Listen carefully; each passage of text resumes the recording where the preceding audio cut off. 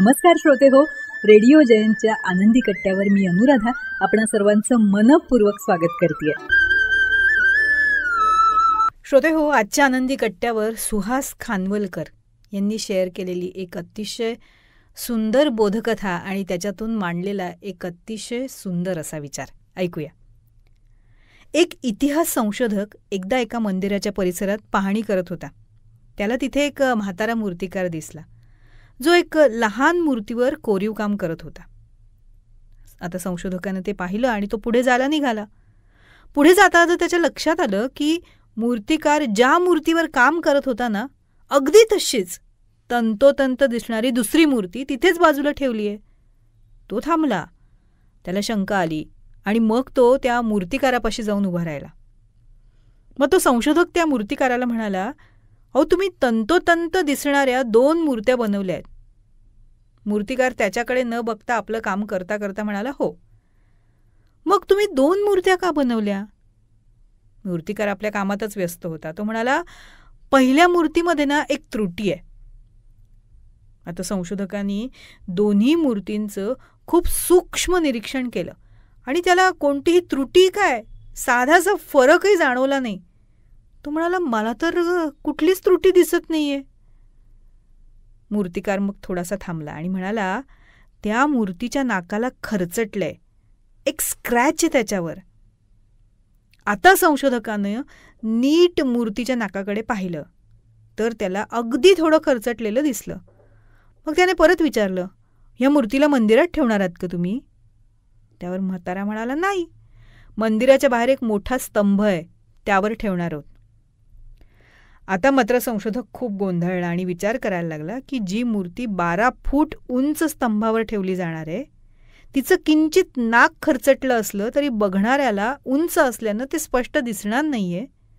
मग यानं दुसरी मूर्ती का बनवली? त्यानं न राहून प्रश्न केला, अहो, ज्या मूर्तीला कोणीच पाहणार नाहीये जवळून, त्या मूर्तीला थोडं खरचटलं म्हणून तुम्ही दुसरी मूर्ती का बनवताय? ही मूर्ती अशी पण 12 फूट उंच स्तंभावर राहणार आहे. हिच्या नाकावर अतिशय लहान असा स्क्रॅच आहे, तो कोणाला माहीत सुद्धा पडणार नाही. मग तरी? आता मात्र म्हातारा मूर्तिकार उठला आणि त्या संशोधकाच्या डोळ्यात डोळे घालून बोलायला लागला, अहो, दुसऱ्यांना माहीत नसणार आहे, पण मला तर माहिती असणार आहे ना. दुसऱ्यांना दाखवण्यासाठी नाही, तर स्वतःला आतून चांगलं वाटायला हवं म्हणून आपण काम करायला हवंय.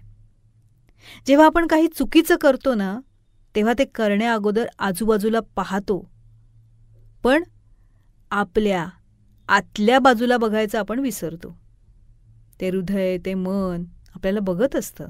आजूबाजूच्याला वाईट वाटो किंवा न वाटो, आपल्याला आतून माहिती असतं की आपण चुकीचं करतोय. आयुष्यात समाधानी राहण्याचा मूळ स्रोत हाच आहे, स्वतःशी प्रामाणिक व्हा. आपल्याला आतून वाटतं काहीतरी एक आणि आपण बाहेर दाखवतो दुसरंच काहीतरी. हा लपाछपीचा खेळ एक दिवस मोठं वादळाचं रूप घेऊन येतो. म्हणूनच आयुष्यात कोणतंही काम असो, त्याला स्वतःशी पूर्ण प्रामाणिक राहून आपले 100% द्यायला हवं. दुसऱ्यांना चांगलं वाटलं पाहिजे, त्यांना माझं काम भावलं पाहिजे, त्यांनी मला लाईक करायला हवं, माझी वाहवा करायला हवी, म्हणून मी हे काम उत्कृष्टरित्या पार पाडेल. तर असं करू नका.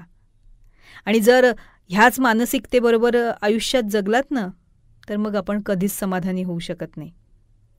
आयुष्यात खरं समाधान पूर्ण प्रामाणिकपणे काम करून त्यात उत्कृष्टता म्हणजेच एक्सलन्स मिळवण्यात आहे. आपण स्वतःसाठी करतो ते दुसऱ्यांनी पाहायला हवं म्हणून नाही, तर समाधान तुम्हाला आतून येणाऱ्या भावनांनी मिळेल. त्यामुळं त्याला बाहेरच्या जगात कुठं शोधू नका. समाधान, आनंद आपण बाहेर शोधतो, जो बाहेर नाहीच आहे, मग त्याला शोधून उपयोग काय आणि तो सापडेल तरी कसा? म्हणूनच जगानं तुम्हाला बघायला हवं म्हणून पर्वताच्या शिखरावर जाऊ नका. पर्वताच्या शिखरावर यासाठी जा की तुम्हाला जग बघायचं आहे. तर श्रोते हो, हा होता आनंदी कट्ट्यावरचा आजचा विचार. तो तुम्हाला कसा वाटला हे आम्हाला जरूर कळवा. आमच्या कमेंट बॉक्समध्ये आपण नक्की आपली कमेंट लिहा. आणि आता सांगायला अतिशय आनंद होतो की रेडिओ जयंतवर आरोग्यम धनसंपदा हा एक नवीन कार्यक्रम आम्ही आपल्यासाठी घेऊन येत आहोत आणि या आरोग्यम धनसंपदा कार्यक्रमाअंतर्गत अष्टांग आरोग्य ही मालिका आम्ही आता सुरू करतो आहोत.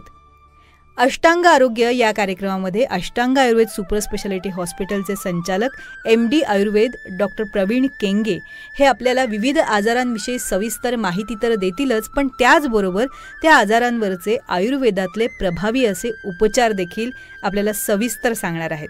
तेव्हा जरूर ऐका आरोग्यम धनसंपदा या कार्यक्रमाअंतर्गत अष्टांग आरोग्य ही मालिका. त्यासाठी रेडिओ जयंत लाईक करा, शेअर करा, सबस्क्राईब करा आणि नोटिफिकेशनसाठी आठवणीनं बेल आयकॉनवर क्लिक करा.